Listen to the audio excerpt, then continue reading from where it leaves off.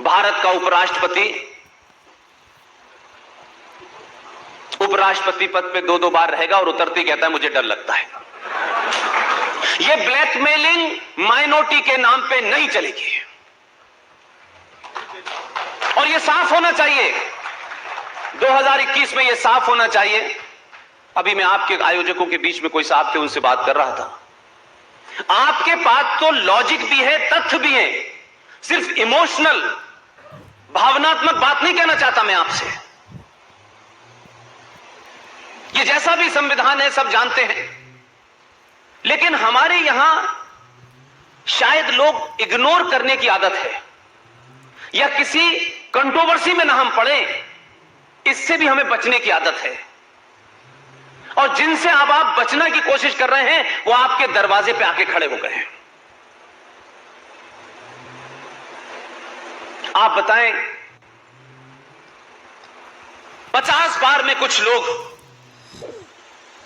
उसका नाम लेना नहीं चाहता मैं, वो जोकर हर बार पार्लियामेंट में आता है, कहता है हमें बाबा साहब अंबेडकर का संविधान चाहिए जो सेकुलर था। संविधान की कॉपी जितनी बार मैंने पढ़ी है उतनी बार बनाने वालों ने भी नहीं पढ़ी होगी। और मैं अपने मतलब की बात पढ़ता हूं, बाकी चीजें मेरा कोई लेना देना नहीं है। दिसंबर 1948 में संविधान सभा की बहस में आप बात कर लें, जब शब्द सेकुलर की बात आई तो कोई और नहीं, ये नाम के आगे पंडित लगाने से पंडित नहीं हो जाते हैं। पंडित के लिए ज्ञान चाहिए होता है। कब पंडित लगाया गया, कहां के पंडित थे, आज तक पता ही नहीं चला। उनके सर नाम का दूसरा आदमी नहीं मिलता है। इसलिए मैं आज भी मानता हूं, अगर आप मुझसे पूछे, अगर भारतीय राजनीति में उस समय के नेताओं की बात करें, उस समय के नेताओं की बात करें तो सबसे ज्यादा ईमानदार, सबसे ज्यादा राष्ट्रवादी और एकदम बिना लाग लपेट के बात करने वाला एक ही आदमी था, जिसका नाम था डॉक्टर भीमराव अंबेडकर। क्योंकि हम किसी के नाम से, सरनाम से राय बनाते हैं, यह गलत है।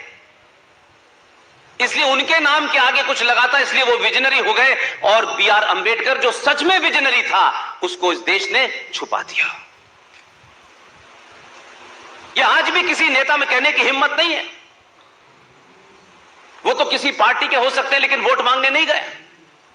Ambedkar was the first person. उन्होंने कहा कि भारत का विभाजन जब तक पूरा नहीं होगा, जब तक भारत की धरती पे एक भी मुसलमान रहेगा। यह उनकी लिखी किताब है। यह किसी आरएसएस, बीजेपी, बजरंग दल के लोगों ने नहीं लिखी है, जिनके बारे में आप गाली देके कह देते हैं ये इस तकसीम का झूठा प्रचार करते हैं।